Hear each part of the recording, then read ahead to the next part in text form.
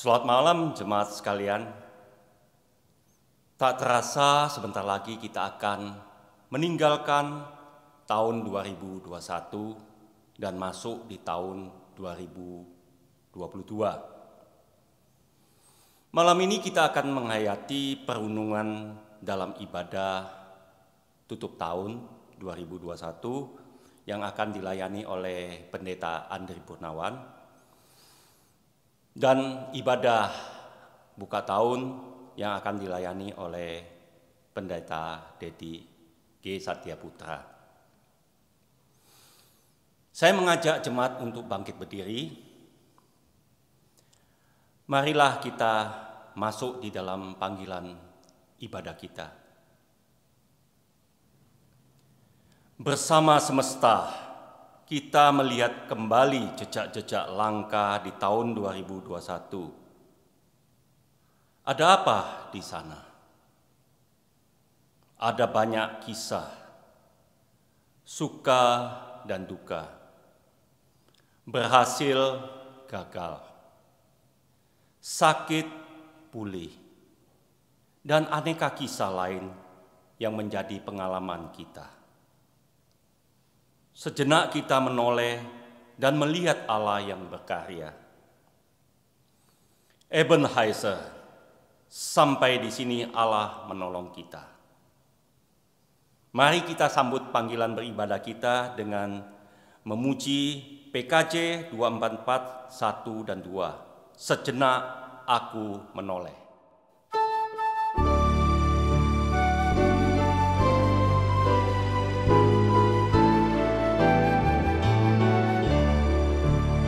Sejenak aku menoleh pada jalan yang telah ku tempuh. Kasih Tuhanku beroleh membuatku tertegun.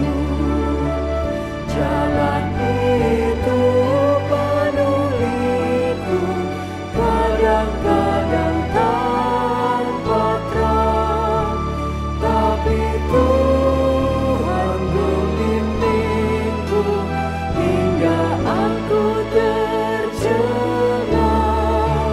Kasih Tuhan membimbingku dan hatiku pun tenang.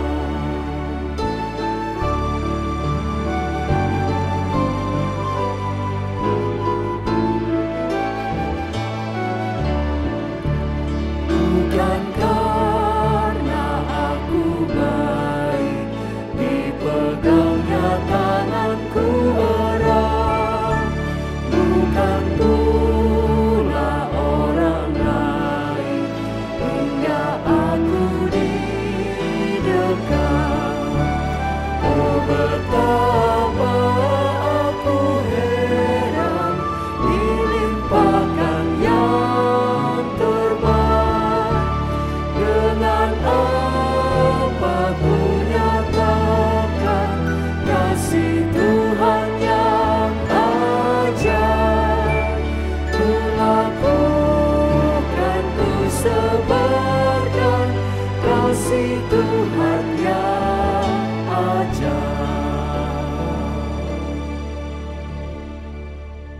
Mari sejenak menoleh dan menghayati kembali bahwa sesungguhnya pertolongan kita adalah Tuhan yang menciptakan langit, bumi, dan segala isinya, yang merengkuh kerapuhan ciptaan dalam kasih-Nya.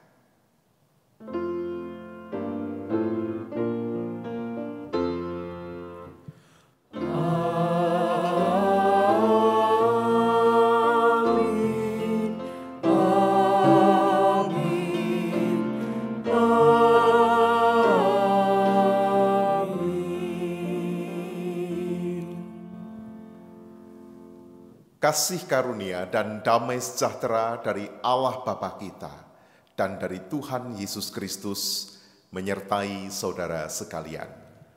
Menyertai saudara juga. Jemaat terkasih, kita akan masuk di dalam pengakuan dosa. Saya mengajak jemaat terkasih untuk bersama-sama mengaku di hadapan Tuhan secara litani. Aku bersemayam di tempat tinggi dan di tempat kudus. Tetapi aku juga bersama dengan orang yang remuk dan rendah hati.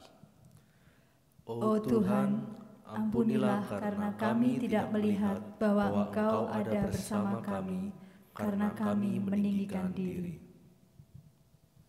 Sesungguhnya, tangan Tuhan tidak kurang panjang untuk menyelamatkan, dan pendengarannya tidak kurang tajam untuk mendengar.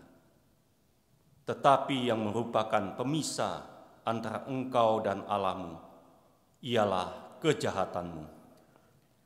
Tuhan, kasihanilah kami, sebab kami menjauhkan diri dari jangkauan tangan-Mu yang merengkuh kami.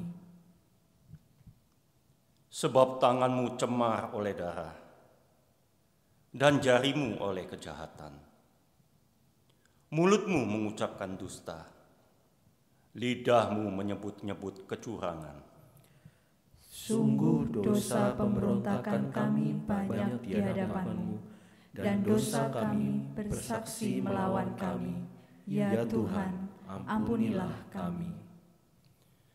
Mari kita meresponi pengakuan dosa kita dengan memuji NKB 23, 1 dan 2 di dalam kasih yang teguh.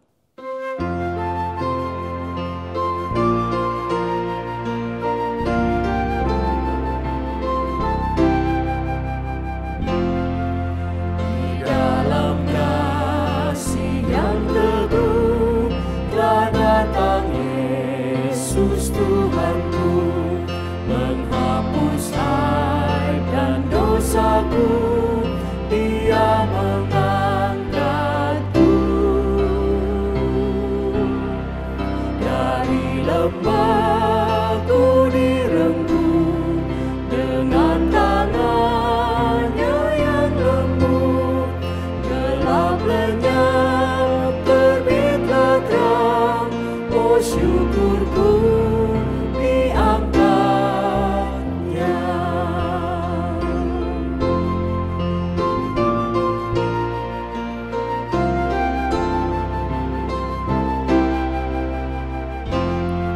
Suaranya telah kudengar, memanggil aku yang cemar. Meskipun dosaku besar, Dia mengangkatku dari lembahku direngkuh dengan tangannya yang lembut. Gelap lenyap, terbitlah terang. Oh syukurku diangkatnya.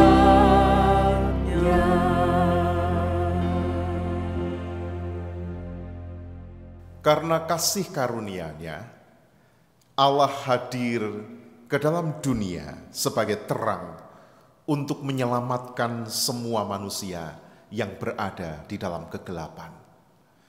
Pernyataan ini jelas tertulis dalam Yohanes 12 ayat 46 yang berbunyi demikian. Aku telah datang ke dalam dunia sebagai terang, supaya setiap orang yang percaya kepadaku jangan tinggal di dalam kegelapan.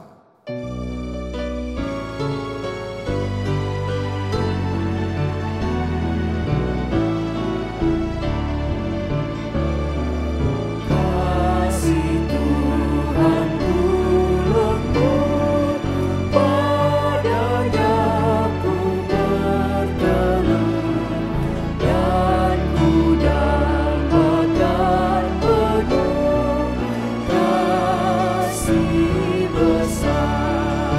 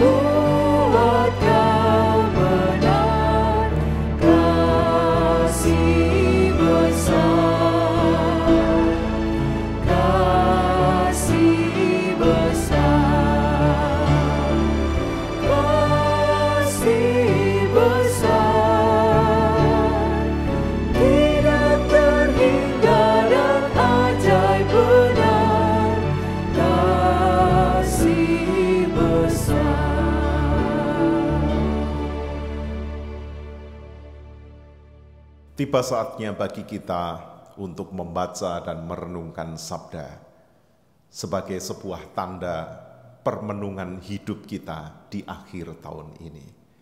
Mari sebelumnya kita berdoa.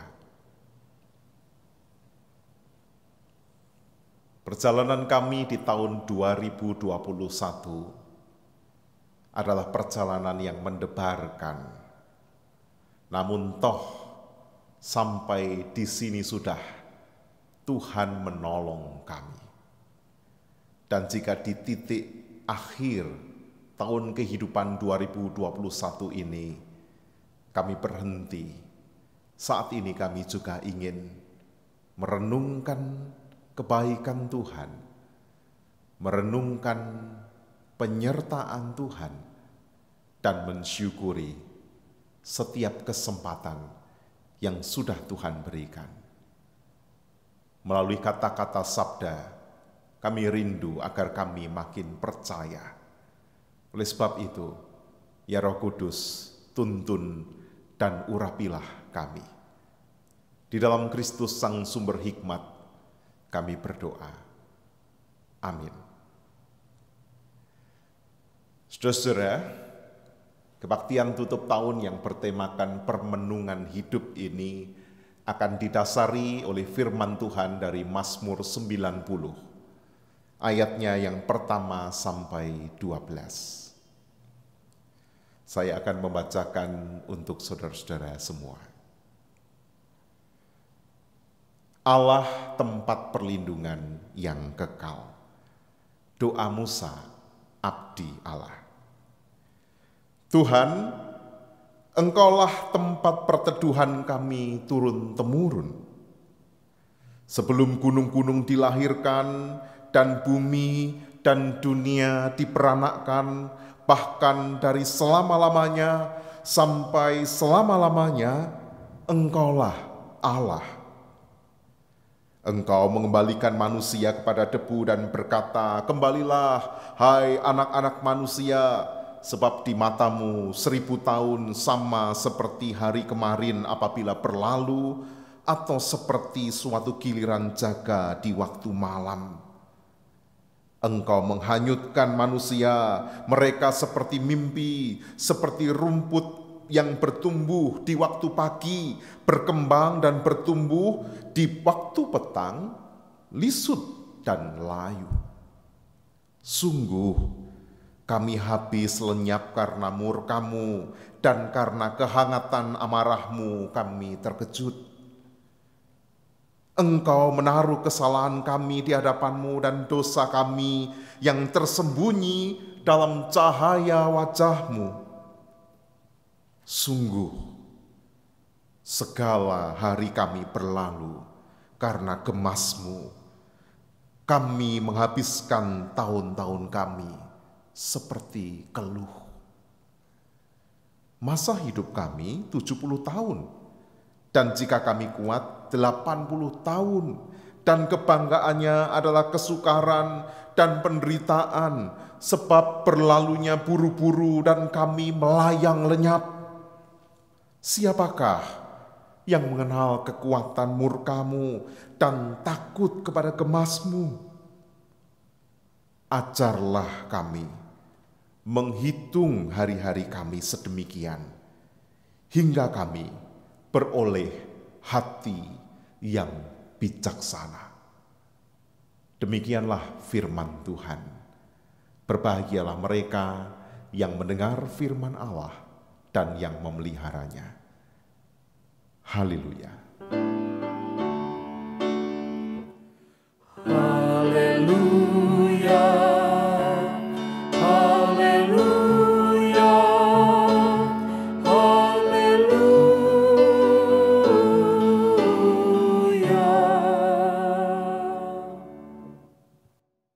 Tak terasa, saudara, kita sudah berada di ujung tahun kehidupan 2021. Ibarat sebuah perjalanan, titik tertentu yang kita capai itu biasanya menyisakan 3 rasa yang berbeda. penyesalan, penasaran, atau syukur. 2021, saudara, adalah tahun yang dipikir banyak orang, yang diprediksi banyak orang sebagai tahun yang berat dan susah. Di awal-awal tahun ini kita dihantam oleh rupa-rupa bencana yang mengiringi wabah. Indonesia berada di dalam tubi-tubi peristiwa, mulai jatuhnya pesawat Sriwijaya Air di awal tahun, longsor yang memakan banyak korban di Sumedang, Jawa Barat, banjir bandang di Kalimantan Selatan, gempa bumi di Sulawesi Barat, awan panas Gunung Semeru di awal-awal, dan akhir tahun ini juga kembali menggelora, dan juga bahkan erupsi Merapi di Jawa Tengah mewarnai tahun 2021. Peristiwa-peristiwa alam itu adalah peristiwa-peristiwa duka yang dicatat oleh berita.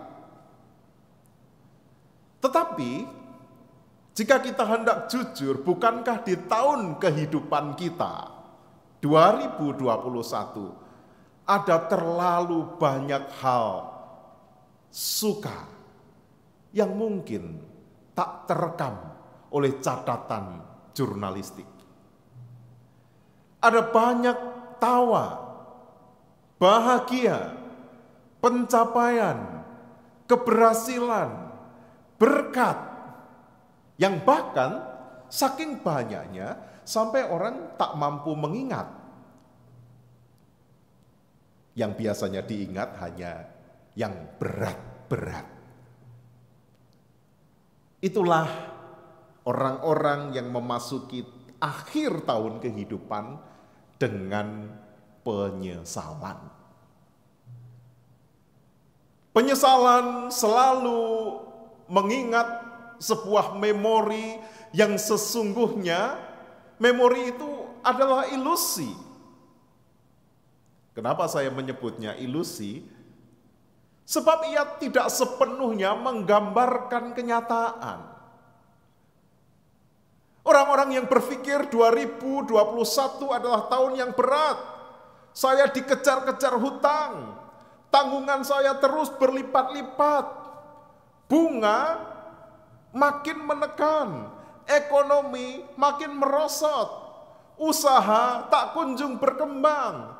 Anak-anak memberontak. Kalau saudara memenuhi memori saudara dengan ini, maka saudara atau saya adalah orang-orang yang menyesal di titik ini. Anne Frank pernah membuat sebuah kalimat yang sangat menarik. Ketika seorang meninggal, bunga-bunga ditabur. Dan di titik itu penyesalan lebih banyak dibanding syukur. Perkataan Anne Frank ini agak perlu dicerna lebih. Ketika seorang meninggal, bunga ditabur. Mungkin kita melihat bahwa bunga itu sebagai rasa hormat. Tetapi kalau direnungkan lebih dalam, apakah bunga itu bermakna? Itu sesungguhnya adalah bunga-bunga penyesalan. Sebab segala sesuatunya telah lewat dan segala yang wangi, yang indah dan harum luput ketika seorang itu hidup. Maka bunga ditaburkan bagi Anne Frank adalah sebuah tanda penyesalan daripada ucapan syukur. Oh, ini ucapan yang kontroversial. Tetapi yang saya mau katakan adalah tahun 2021 mungkin membuat banyak orang menyesal. Menyesal karena melakukan banyak kesalahan. Menyesal karena yang diidamkan tidak didapatkan. Menyesal karena yang didoakan tak terjawab. Dan apa yang terjadi dengan orang yang menyesal? Orang yang menyesal akan selalu takut melangkah. Natal dan Tahun Baru yang biasanya menjadi momen selebrasi oleh pemerintah akhir-akhir ini justru didengung-dengungkan menjadi momen kewaspadaan, dan itu memancing banyak kegelisahan dan ketakutan di banyak kalangan. Jangan-jangan pandemi akan semakin parah.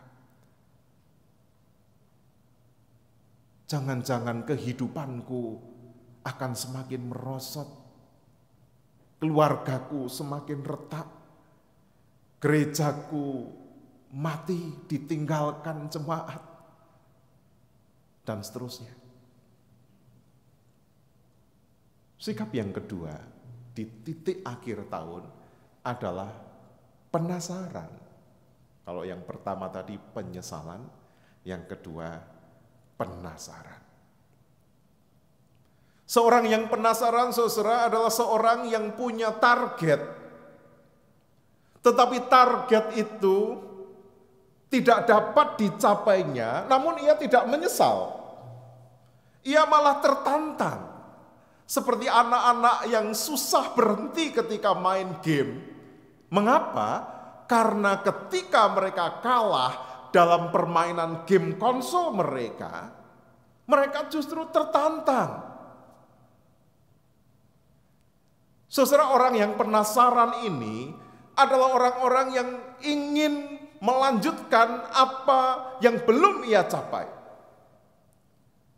Fokusnya sesungguhnya sama dengan orang yang menyesal. Fokusnya adalah pada hasil. Bedanya orang menyesal melihat hasil itu buruk dan kemudian menangisi. Kalau orang penasaran melihat hasilnya buruk dan kemudian malah makin panas untuk mendapatkan apa? Hasil yang lebih baik. Yang satu terlihat sangat fatalis dan yang lain terlihat begitu optimis. Siapakah di antara saudara yang penasaran? Penasaran memperjuangkan target-target studinya, penasaran memperjuangkan pengembangan usahanya, penasaran untuk menyatukan keluarganya, penasaran tentang bagaimana gereja di masa pandemi ini bisa bangkit, penasaran bagaimana nasib Indonesia semakin baik. Tapi saudara, penasaran yang seolah-olah baik, yang penuh optimisme itu bisa membuat orang mati penasaran. Karena apa? Seorang yang penasaran itu biasanya berpikir bahwa kehidupan itu bisa diselesaikan dalam genggamannya. Tetapi kenyataan justru menunjukkan bahwa hidup itu terlalu besar, terlalu akbar untuk kita genggam. Semesta itu terlalu mega untuk kita rengkuh, sebab kita ini rapuh, kecil, bukan siapa-siapa di hadapan hidup semesta yang merupakan milik dan kisah Allah yang begitu besar. Bagi orang-orang yang menyesal dan penasaran, Mazmur 90 yang kita baca tadi menerangi kita. Ini adalah Mazmur yang ditulis Musa ketika ia sedang di dalam pelarian. Dia merenungkan kehidupan. Ia yang tadinya berada dalam suasana kerajaan, tetapi karena keputusan emosionalnya, ia harus menjadi buronan. Selama 40 tahun, masa yang panjang, ia menjadi seorang yang ikut mertua, menjadi penggembala, Dalam pelarian, ia yang punya segalanya berubah menjadi seorang yang menghabiskan waktunya di dalam panas dan dingin, dalam rutinitas yang seolah tiada henti. Dan Musa mengalami yang namanya penyesalan dan penasaran yang silih berganti, berkelindan, sampai pada satu titik saudara Musa sadar bahwa sesungguhnya hidup itu terlalu besar. Mungkin dia berpikir ketika ia menghajar orang Mesir yang membuat ia jadi buronan itu. Waktu itu mungkin ia berpikir bahwa ini akan menyelesaikan persoalan. Tetapi ternyata tidak. Mungkin Musa berpikir ketika ia bekerja keras mengembalakan kambing-kambing domba milik mertuanya, hidupnya akan menjadi lebih sejahtera. Tetapi tidak.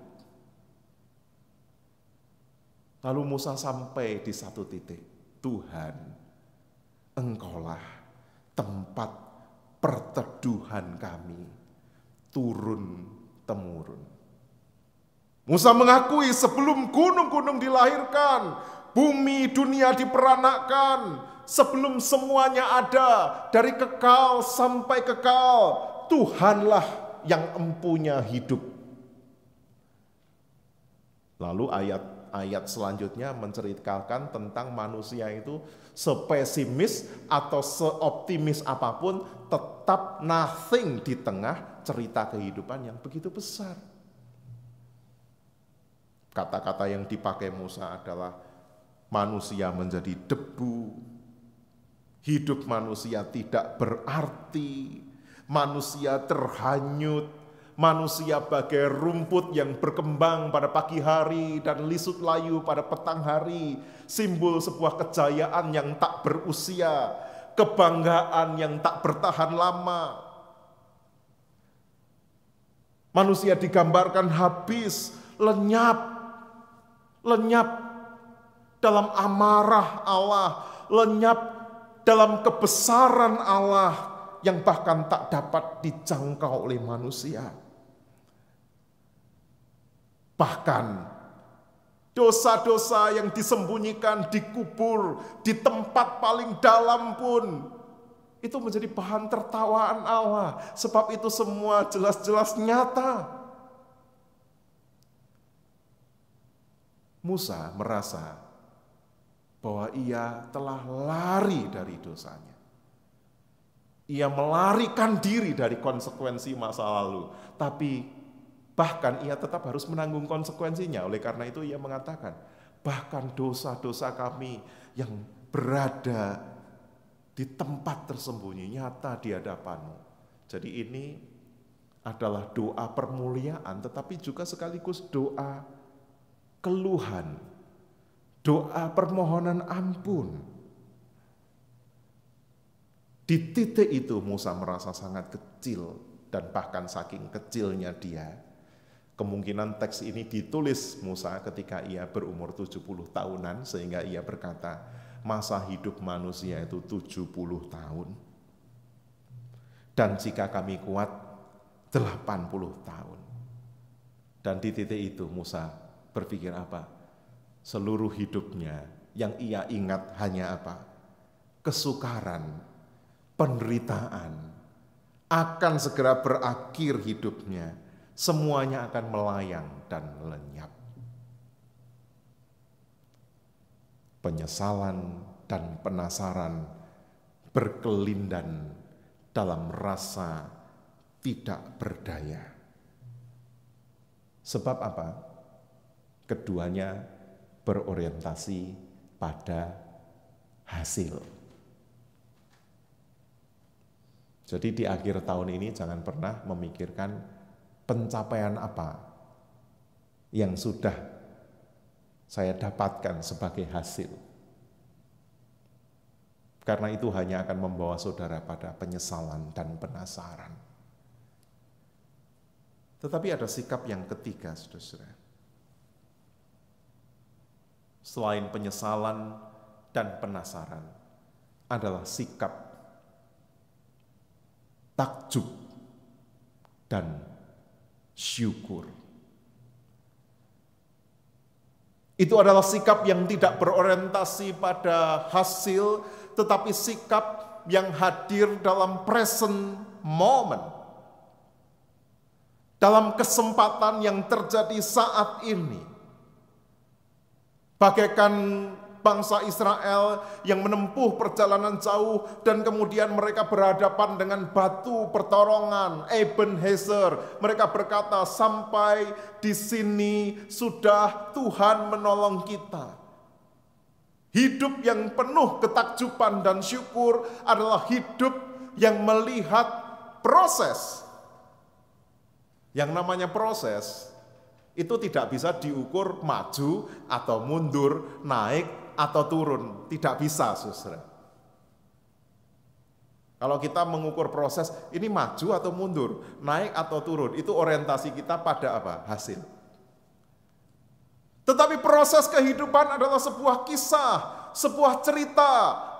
Akhir tahun adalah momen yang sangat baik untuk kita melihat waktu kita sekarang, detik ini, bersama dengan orang-orang yang kita cintai, bersama dengan dunia yang merana, tetapi juga dunia yang bertahan. Semesta yang dicekam wabah, tetapi juga semesta yang tangguh kuat. Bersama orang-orang yang kalah, tetapi mereka yang kalah itu juga tetap hidup. Bersama dengan keadaan kita dalam naik turunnya segala sesuatu. Sampai di sini, ini proses kehidupan kita. Maka Musa dalam ayat 12 itu sampai di titik, ya sudah Tuhan, kalau begitu ajarlah kami untuk menghitung hari-hari kami sedemikian. Menghitung, bukan hanya menghitung kuantitas, tetapi menghitung segala pengalaman kebaikan yang Tuhan berikan melalui suka dan duka, jatuh dan bangun, dan di titik itu kita akan sadar bahwa semua yang saya capai ini sesungguhnya adalah tentang Tuhan dan bukan tentang saya.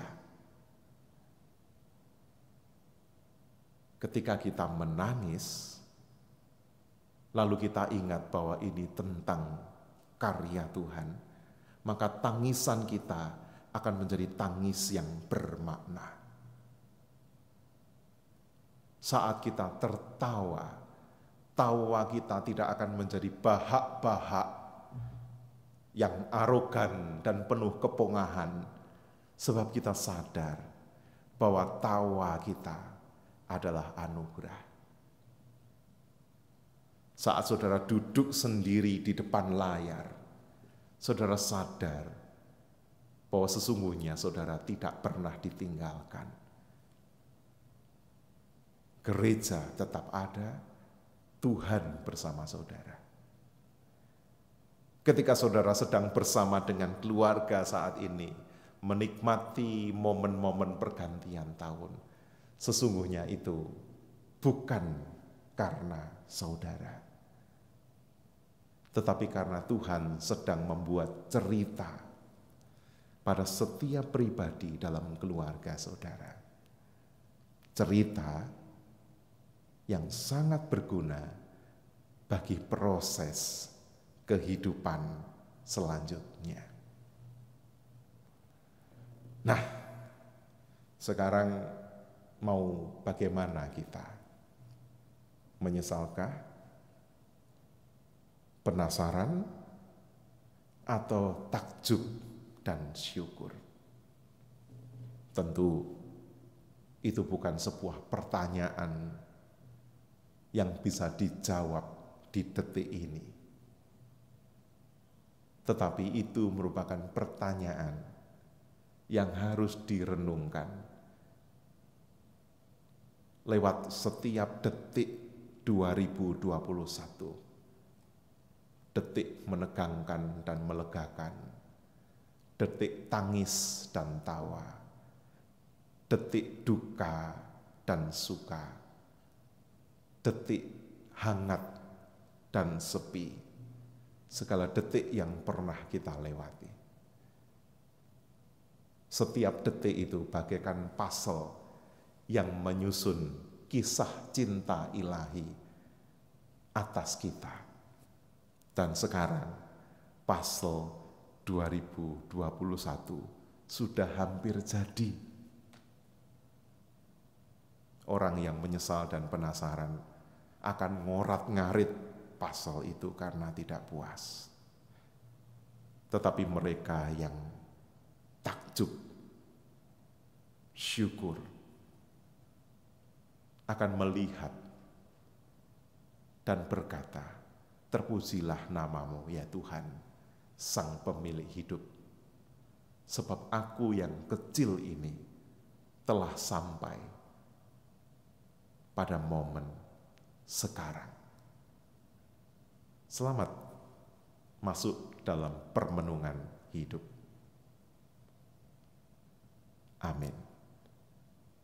Saat teduh bagi kita.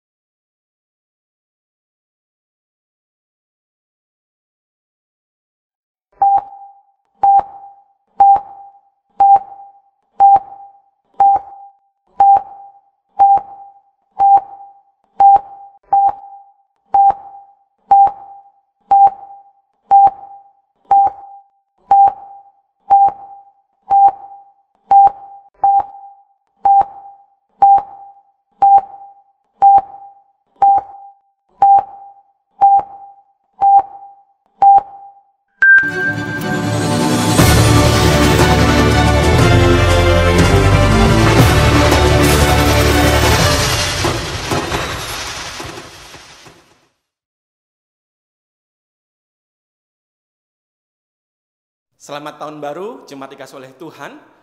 Mari kita mengawali tahun yang baru ini dengan merenungkan bagian firman Tuhan dari kitab Roma pasal yang ke-8 ayat 31 hingga 39. Saya bacakan bagi kita sekalian Roma pasal yang ke-8 ayat 31 hingga ayat yang ke-39. Demikian firman Tuhan. Keyakinan iman. Sebab itu apakah yang akan kita katakan tentang semuanya itu? Jika Allah di pihak kita, siapakah yang akan melawan kita? Ia yang tidak menyayangkan anaknya sendiri, tetapi yang menyerahkannya bagi kita semua. Bagaimanakah mungkin ia tidak mengaruniakan segala sesuatu kepada kita bersama-sama dengan dia? Siapakah yang akan menggugat orang-orang pilihan Allah? Allah yang membenarkan mereka? Siapakah yang akan menghukum mereka? Kristus Yesus yang telah mati, bahkan lebih lagi, yang telah bangkit, yang juga duduk di sebelah kanan Allah, yang malah menjadi pembela bagi kita. Siapakah yang akan memisahkan kita dari kasih Kristus? Penindasan, atau kesesakan, atau penganiayaan, atau kelaparan, atau ketelanjangan, atau bahaya, atau pedang?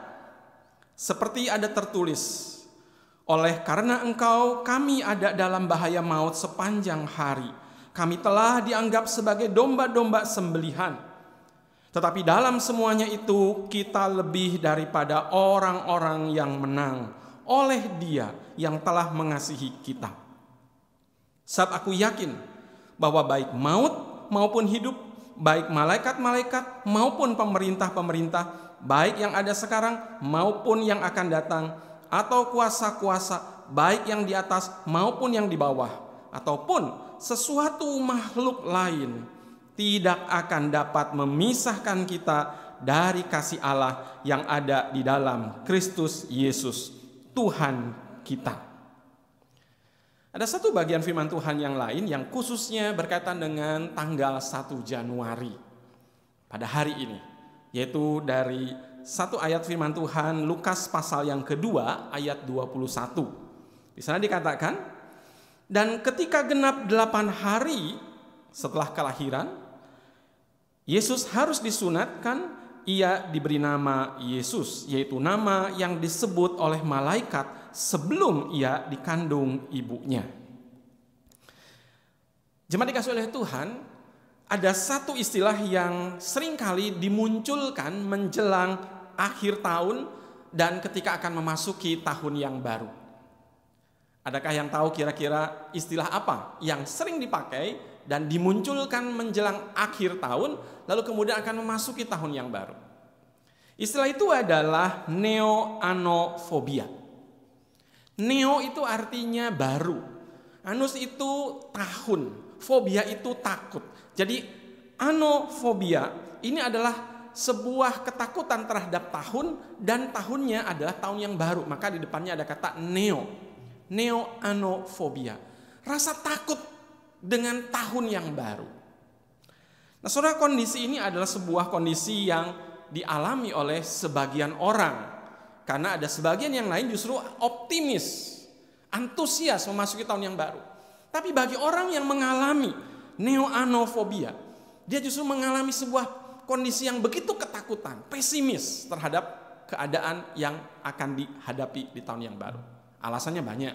Mungkin pada tahun yang lalu dia mengalami berbagai macam kegagalan, atau mungkin ketika dia menghadapi tahun yang baru, dia hanya melihat ketidakpastian. Ada begitu banyak hambatan, tantangan, sehingga membuat dia merasa takut terhadap tahun yang baru. Kira-kira Anda dan saya ada dalam situasi yang seperti apa ketika kita hari ini memasuki tahun yang baru? Dari apa yang kita baca dari firman Tuhan, ada sesuatu yang saya ingin ajak kita renungkan mengawali tahun yang baru. Karena ini akan menolong dan mendorong kita untuk boleh menjalani tahun yang baru di dalam sukacita dengan Tuhan. Saudara, di dalam kalender Gregorian, sebagaimana yang kita pakai hari ini, penanggalan pada hari ini adalah 1 Januari. 1 Januari ini sebetulnya berakar pada perayaan dan budaya tradisi Romawi. Pada waktu itu mereka mendedikasikan hari itu sebagai hari untuk dewa Janus, yaitu dewa yang disebut dewa permulaan dan akhir dari hari. Dewa ini mempunyai dua wajah, satu itu menghadap ke belakang, ke masa lalu, dan satu lagi adalah menghadap ke depan, ke masa depan. Dan di dalam perjalanan kehidupan kita, sejarah manusia khususnya, nama dewa Janus inilah diabadikan menjadi nama awal tahun, yaitu bulan Januari. Bulan Januari menjadi awal dari sebuah perjalanan baru dan mengakhiri perjalanan di tahun yang lalu. Nah, saudara, kalau kita perhatikan, kita tidak sedang merayakan untuk dewa Janus. Ketika kita hari tanggal 1 Januari, sebetulnya ada sesuatu yang jauh lebih penting kita hayati sebagai orang yang percaya kepada Kristus. Yaitu apa? Dalam Lukas pasalnya yang kedua, ayat 21 di sana dikatakan bahwa kita sebagai gereja Tuhan mempunyai sebuah dasar untuk memasuki hari demi hari, termasuk pada tanggal 1 Januari ini. Yaitu apa? Kalau Anda perhatikan, kita memasuki masa raya Natal itu sejak dari Minggu Advent yang pertama. Anda ingat waktu itu kan sekeliling kita warnanya berubah dari yang warnanya hijau lalu kemudian menjadi warnanya ungu. Itulah Minggu Advent pertama, waktu itu tanggal 28 November. Masa raya Natal akan berlangsung sampai nanti Epifani pada tanggal 6 Januari. Nah, di dalam masa inilah ada masa di mana kita hari ini disebutkan dalam Lukas pasal 2 ayat 21 merayakan hari yang ke-8 setelah kelahiran, setelah Natal. Maka kalau dihitung sejak tanggal 25 Desember ke hari ini ada 8 hari. Dan inilah yang disebut dengan oktav Natal. Natal hari yang ke-8.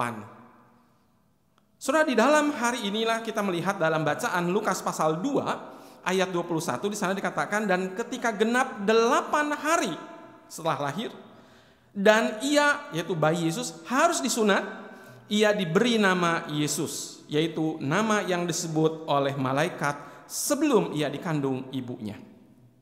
Saudara, oktav Natal inilah, hari yang ke-8 setelah Natal inilah yang selalu jatuhnya pada 1 Januari, itu yang sedang kita rayakan. Itulah yang sedang kita coba hayati dan maknai di dalam kehidupan bergereja. Jadi hari ini kita bukan sekedar menutup tahun yang lalu membuka awal yang baru di dalam hari-hari di tahun kehidupan kita. Bukan hanya sekedar 1 Januari, tapi yang kita perlu lihat ini adalah oktav Natal.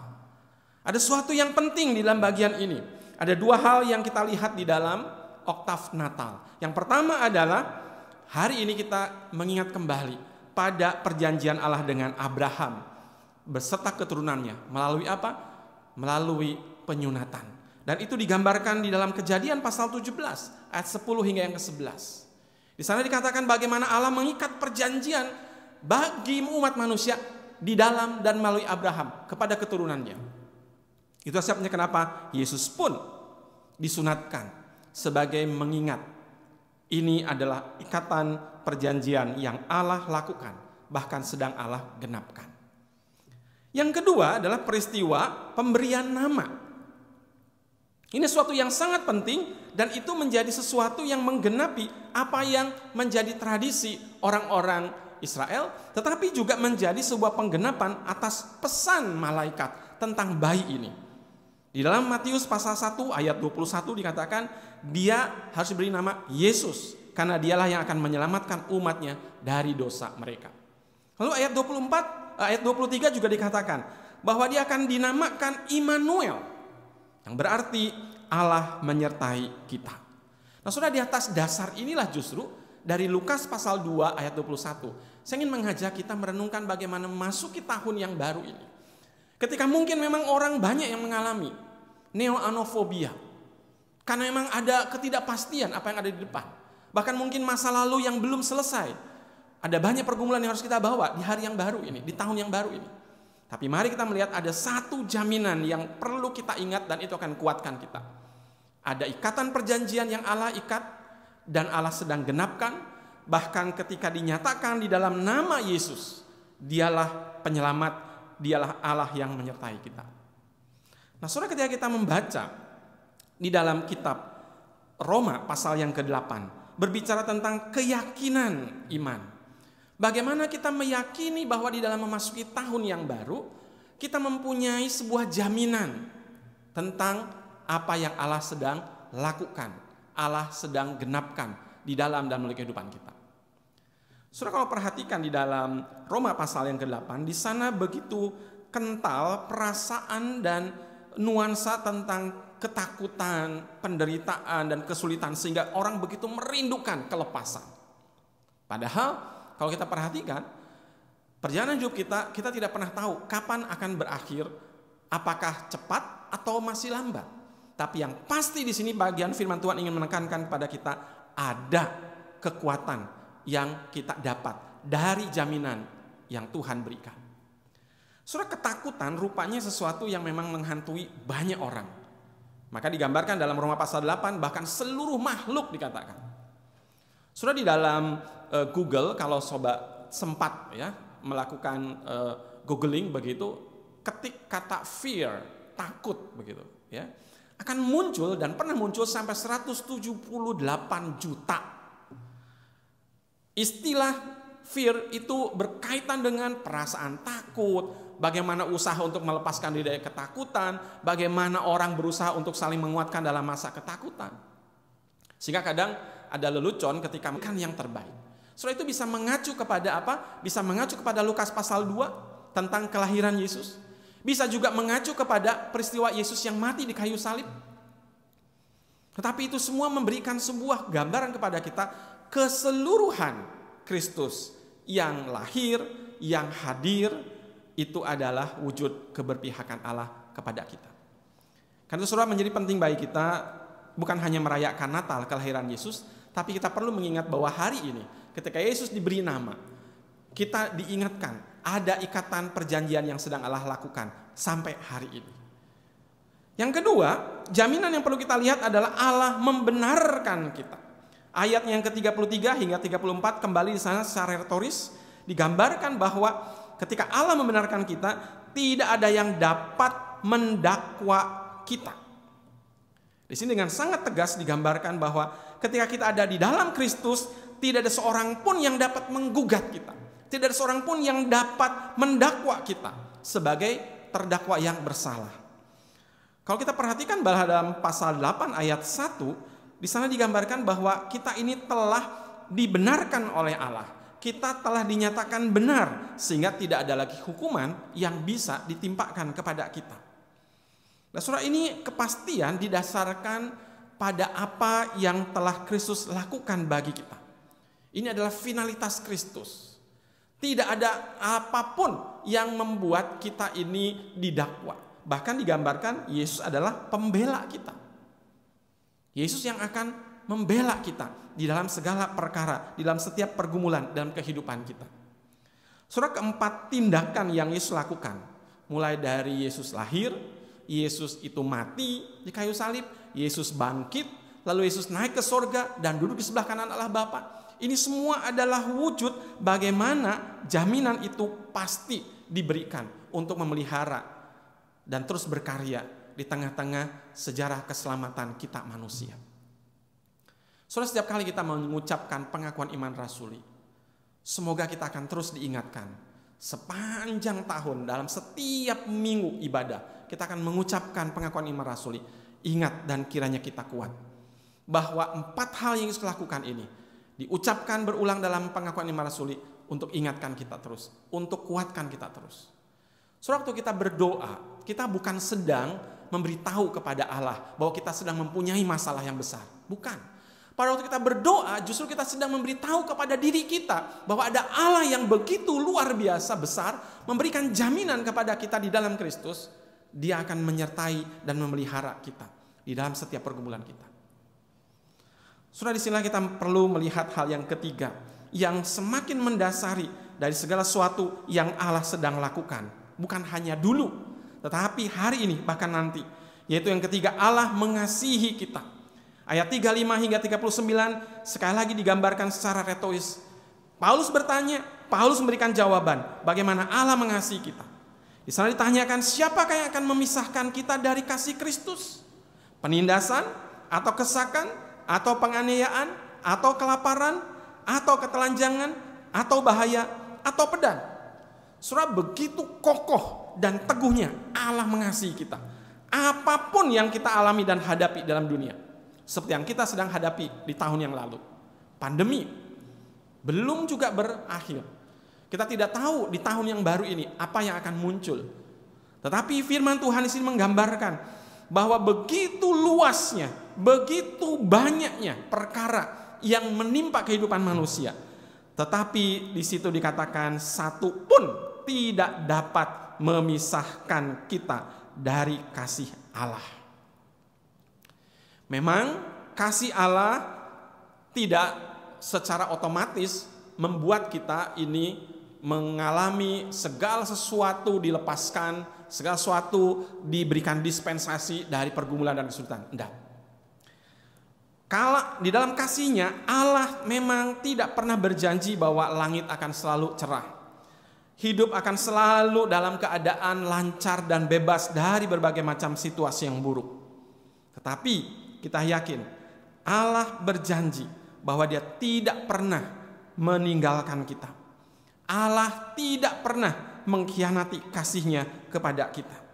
Karena saudara, di dalam pergumulan inilah mari kita memasuki tahun yang baru Bukan hanya sekedar meninggalkan yang lama untuk mencari sebuah pengalaman baru. Tapi marilah kita ingat di dalam Lukas 2 ayat 21. Bahwa ketika hari yang ke-8 setelah kelahiran, pada tanggal 1 Januari ini, kita diingatkan kembali bahwa Allah membuat ikatan perjanjian dan itu kekal sampai selama-lamanya. Dan yang menggenapinya adalah Yesus yang melalui kelahirannya, bahkan kehadirannya. Dia disebut Immanuel, Allah yang menyertai kita. Itu berarti kita bukan hanya sekedar merayakan Yesus yang lahir, tapi kita juga merayakan dan merasakan kehadiran Kristus yang hadir dalam hidup kita. Karena itu saudara, biarlah sebagaimana firman Tuhan ayat 37 menegaskan, karena itu kita dalam semuanya lebih daripada orang-orang yang menang. Itu pakai istilahnya adalah sebetulnya more than conqueror. Kita ini lebih dari seorang penakluk. Bukan karena apa yang kita lakukan untuk Tuhan, tetapi apa yang Tuhan lakukan di dalam dan melalui kita. Maka dikatakan oleh atau melalui Dia yang telah mengasihi kita. Saudara, mari kita masuki tahun baru ini. Mari kita hayati kehadiran Kristus dalam setiap peristiwa kehidupan kita. Apapun yang kita alami, yakini janji keselamatan yang Tuhan beri sedang Dia kerjakan, Dia pelihara, dan Dia genapi di dalam dan melalui hidup kita. Biarlah doa dari seorang Agur bin Yake di dalam Amsal pasal yang ke-30 ayat 7 hingga 9 itu boleh menjadi doa bagi kita. Amsal 30 ayatnya yang ke-7 hingga 9. Ketika saya menemukan ini dalam masa remaja saya memberikan garis dan mewarnai, dan saya tuliskan di situ, my daily bread. Ini adalah makanan rohani setiap hari, setiap kita. Mari kita membaca bersama-sama Amsal 30 ayat 7 hingga yang ke-9 sebagai doa kita di hadapan Tuhan. 2 hal aku mohon kepadamu, jangan itu kau tolak sebelum aku mati, yakni jauhkanlah daripadaku kecurangan dan kebohongan. Jangan berikan kepadaku kemiskinan atau kekayaan. Biarkanlah aku menikmati makanan yang menjadi bagianku, supaya kalau aku kenyang, aku tidak menyangkalmu dan berkata, siapa Tuhan itu? Atau kalau aku miskin, aku mencuri dan mencemarkan nama Allahku.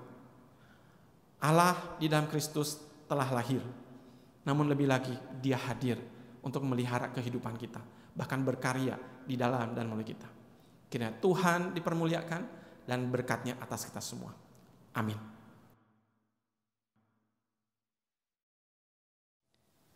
Bersama dengan umat Allah di sepanjang masa, mari kita ikrarkan dan kita teguhkan kembali akan apa yang kita imani dengan bersama mengucapkan pengakuan iman rasuli. Aku percaya kepada Allah, Bapa yang Maha Kuasa, Khalik langit dan bumi, dan kepada Yesus Kristus, Anaknya yang tunggal Tuhan kita, yang dikandung dari Roh Kudus, lahir dari anak darah Maria, yang menderita sengsara di bawah pemerintahan Pontius Pilatus, disalibkan, mati dan dikuburkan, turun ke dalam kerajaan maut. Pada hari yang ketiga, bangkit pula dari antara orang mati, naik ke surga, duduk di sebelah kanan Allah, Bapa yang Maha Kuasa, dan dari sana Ia akan datang untuk menghakimi orang yang hidup dan yang mati. Aku percaya kepada Roh Kudus, gereja yang kudus dan am, persekutuan orang kudus, pengampunan dosa, kebangkitan orang mati, dan hidup yang kekal. Amin. Jemaat sekalian, mari kita bersama-sama bersyafaat dan nanti akhiri dengan doa Bapa kami kita ucapkan bersama-sama. Mari kita berdoa. Allah Bapa yang penuh dengan rahmat, yang telah memelihara kami di tahun yang lampau, dalam segala pergumulan yang kami alami dan hadapi, kami tetap ingin bersyukur karena kami boleh melihat sungguh Engkau adalah Bapa yang setia.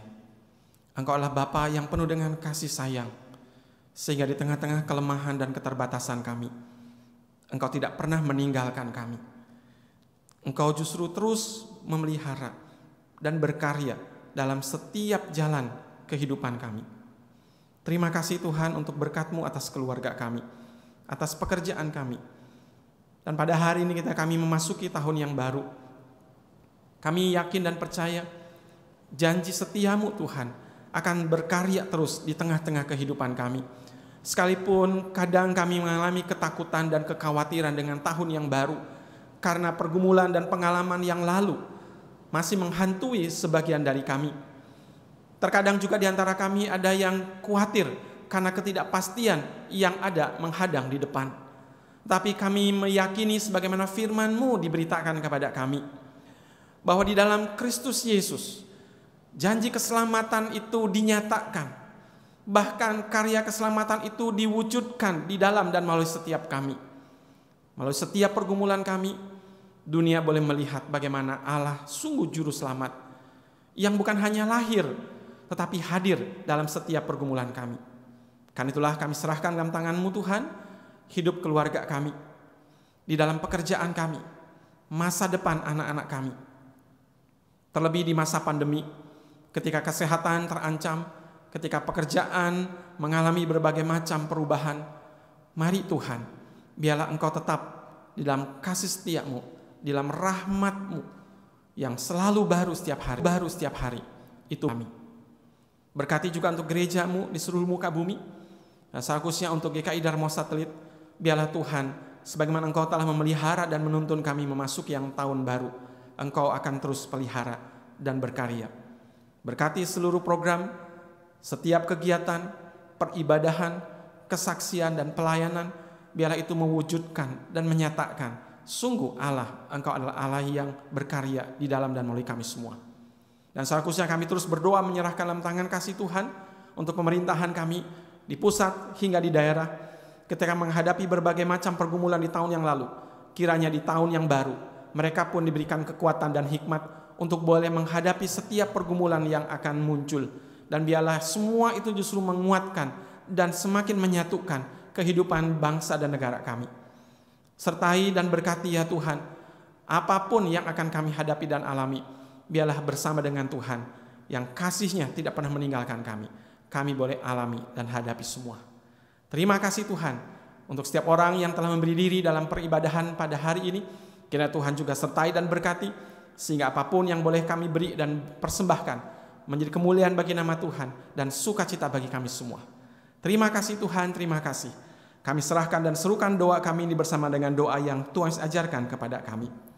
Bapa kami yang di surga, dikuduskanlah namamu, datanglah kerajaan-Mu, jadilah kehendak-Mu di bumi seperti di surga. Berikanlah kami pada hari ini makanan kami yang secukupnya, dan ampunilah kami akan kesalahan kami, seperti kami juga mengampuni orang yang bersalah pada kami.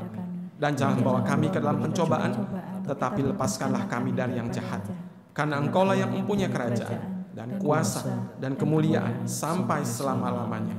Amin. Kini tiba waktunya bagi kita memberikan persembahan. Bagi jemaat yang rindu memberikan ucapan syukur kepada Tuhan melalui gerejanya, dapat memberikannya melalui rekening dan scan QR Code yang tertera pada layar. Liturgi persembahan akan kita layangkan secara litani. Saudara-saudara, apa yang akan kita lakukan? Apakah bukti penyerahan diri kita terhadap pemberitaan firman ini? Ya Allah, berhari-hari kami berpeluh, berhari-hari kami berkarya dengan segala dosa kami. Namun dengan darah-Mu, Kau sucikan semuanya. Sekarang ya Allah, dengan tulus kami menaikkan persembahan untuk kemuliaan-Mu. Sekarang, ya Allah kami bersyukur kepadamu dan memuji nama-Mu yang agung itu. Sebab siapakah aku ini dan siapakah bangsaku sehingga kami mampu memberikan persembahan sukarela seperti ini. Sebab pada harimulah segalanya daripada tangan-Mu sendiri persembahan yang kami berikan kepadamu. Nas persembahan diambil dari 1 Tawarik 29 ayat 13-14. Mengiringi persembahan kita, mari kita pujikan dari NKB 211 1-2. Pakailah waktu anugerah Tuhan-Mu.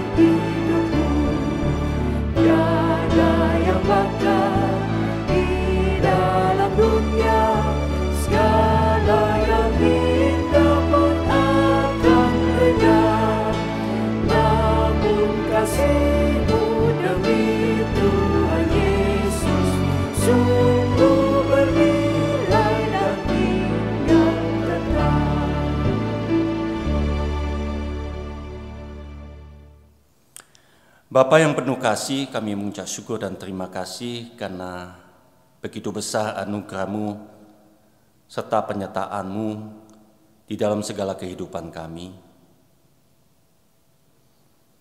Ajarilah kami menghitung hari kami sedemikian rupa agar kami beroleh hati yang bijaksana. Dan terima kasih juga atas perenungan malam ini. Sebagai ungkapan syukur kami membawa persembahan kami. Biarlah persembahan ini menjadi persembahan yang harum di dalam segala kehidupan kami. Terima kasih ya Tuhan. Di dalam nama Yesus kami berdoa dan mengucap syukur. Amin. Kita masuk di dalam liturgi pengudusan. Marilah kita meneruskan perjalanan hidup kita, membuka lembaran baru di tahun ini dalam damai sejahtera Tuhan. Marilah kita menjadi saksi hidup yang menyatakan bahwa Tuhanlah yang menopang dan menuntun perjalanan hidup kita dulu, sekarang, sampai selama-lamanya. Mari kita pujikan dari NKB 129, 1 dan 2. Indah mulia, bahagia penuh.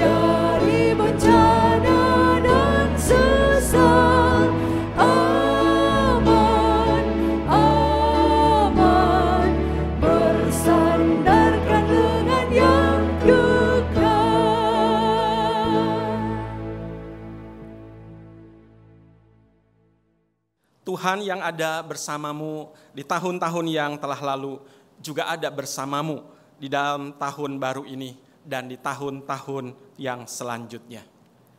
Hati kami terarah pada Dia, Allah yang beserta. Tetaplah berpegang pada janjinya. Sebab janjinya benar dan nyata. Terpujilah Tuhan, Bapa, Anak, dan Roh Kudus, yang tidak pernah memisahkan kami dari kasih-Nya sekarang sampai selama-lamanya. Terimalah berkat Tuhan. Kasih karunia dan damai sejahtera dari Allah Bapa, Tuhan Yesus Kristus, dan persekutuan Roh Kudus senantiasa menyertai kita sampai selama-lamanya. Amin.